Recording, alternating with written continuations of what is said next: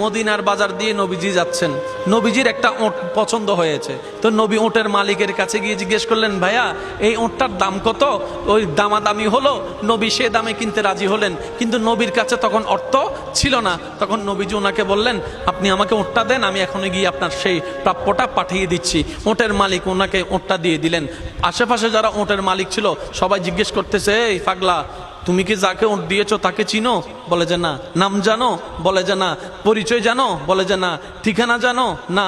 তো তুমি যে ওঁটটা দিয়ে দিলা, উনি যদি ওঁটের টাকাটা না ফাটায় তখন তো তুমি লসের মধ্যে চলে যাবা। সে ওঁটের মালিক বলে, এত সুন্দর নুরানি চেহারাওয়ালা কখনো বাটপার হতে পারে না, কখনো চিটার হতে পারে না, কখনো মিথ্যুক হতে পারে না। ওনার চেহারা দেখেই তো আমি ওঁট বিক্রি করার আগে মনটাই বিক্রি করে দিয়েছি, মনটাই বিক্রি করে দিয়েছি, মনটাই বিক্রি করে দিয়েছি। তোমরা যাই বলো, আমার মন বলে উনি আসবেই আসবে, টাকাটা পাঠাবে।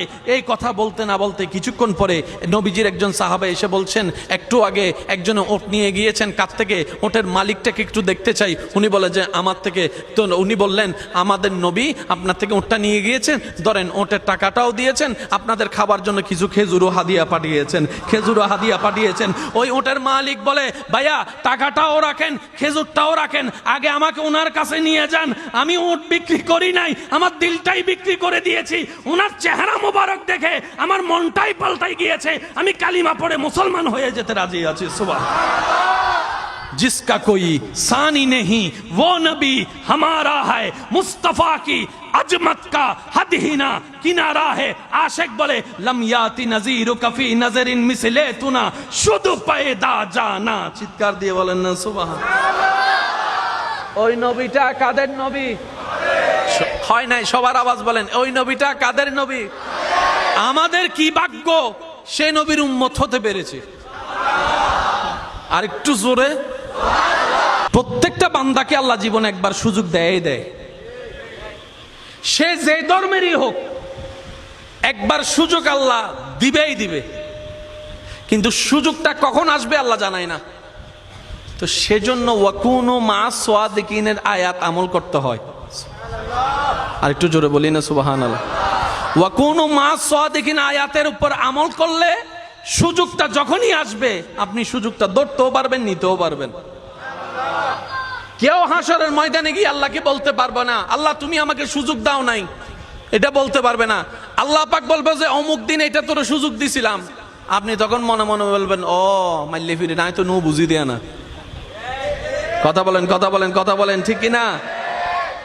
আল্লাহ প্রত্যেক বান্দাকে জীবনে কয়বার সুযোগ দেয়? দিবে। হয়তো আপনার এসে চলে গিয়েছে, আর না হয় আসবে। একটু প্রস্তুত থাকেন। এটা ধরতে জানলে দুনিয়াও কামিয়াব, আখিরাতও কামিয়াব। যেমন বাইজিদ বুস্তামিকে আল্লাহ আপন করে নিতে চাচ্ছেন। উনি সারা রাত ভর কি নিয়ে দাঁড়াইছিলেন? ভাইয়া বলেন না ভাই। পানি। হাতে কি? সারা রাত কি করছেন? দাঁড়ায় আছেন। আল্লাহ এটা কবুল করে নিছে।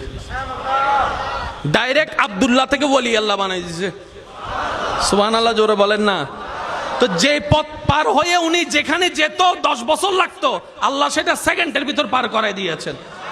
সেজন্য মা বাবার যখন সেবা করবেন নিয়ত এটাই রাখবেন, ও আল্লাহ এটা তোমার যেন পছন্দ হয়, এটার দ্বারা তুমি আমাকে কল্যাণ দান করো, এটার দ্বারা তুমি আমাকে জান্নাত দান করো। মা বাবা সেবা করার সময়, মা বাবাকে দেওয়ার সময়, মা বাবার উপকার করার সময়, বউকে দেওয়ার সময়, স্বামীকে দেওয়ার সময়, মানুষকে দেওয়ার সময় নিয়ত রাখবেন, আল্লাহ তোমাকে খুশি করতে চাই, তোমাকে রাজি করতে চাই। সুবহানাল্লাহ বলেন না। তোমাকে রাজি করতে চাই।